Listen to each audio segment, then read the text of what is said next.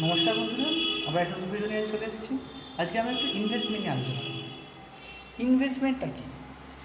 যদি ধরি ইনভেস্টমেন্টটা অনেকেই বলবে শেয়ার মার্কেটটা ইনভেস্টমেন্ট, বা আপনি যদি জমি কেনেন এগুলো ইনভেস্টমেন্ট।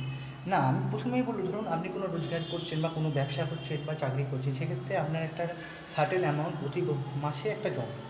সেটা আপনি কোনো একটা জায়গায় বিভিন্ন রকমের ইনস্ট্রুমেন্ট আছে, যেমন গোল্ড, যেমন রিয়েল এস্টেট, ফ্ল্যাট, বা আপনি যদি মিউচুয়াল ফান্ড করেন বা ব্যাংকে এফডি, এগুলো এক একটা বিভিন্ন ইনভেস্টমেন্টের পারপাস। তাই আপনার যেটা ভালো লাগে আপনি সেখানে অল্প অল্প করে ইনভেস্ট করতে শুরু করুন।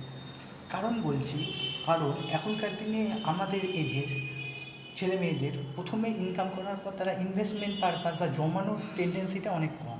তাই আপনারা যদি ধীরে ধীরে অল্প অল্প করে জমাতে শুরু করেন, তাহলে পরে গিয়ে রিটায়ারমেন্টের টাইমে একটা ভালো পারপাস জমা হয়। এক্ষেত্রে অনেকেই বলতে পারে আমরা তো সরকারি চাকরি করি না, সেরকম বড় রোজগারও নেই। সেক্ষেত্রে আপনি 1,000 টাকা করে জমান না কেন?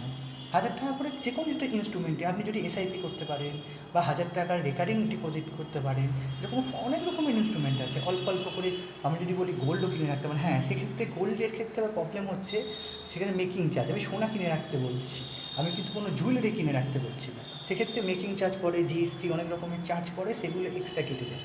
তাই আপনি যখনই রোজগার করছেন বা আপনি কিছু টাকা পাচ্ছেন, সেক্ষেত্রে আপনি অল্প অল্প করে কোনো জায়গায় জমাতে শুরু করুন। তাহলে কি আপনার রিটায়ারমেন্টের টাইমে গিয়ে একটা ভালো পারপাস জমা হবে। আমার এই ভিডিওটি যদি ভালো লেগে থাকে তাহলে অবশ্যই আমার চ্যানেলটিকে সাবস্ক্রাইব করে বেল নোটিফিকেশনটি অন করে দেবেন, তাতে আমি যে নতুন নতুন ভিডিওগুলো আপলোড করতে দ্রুত দেখতে পান। আজকে আসি বন্ধুরা, আবার পরের ভিডিও দেখা হচ্ছে।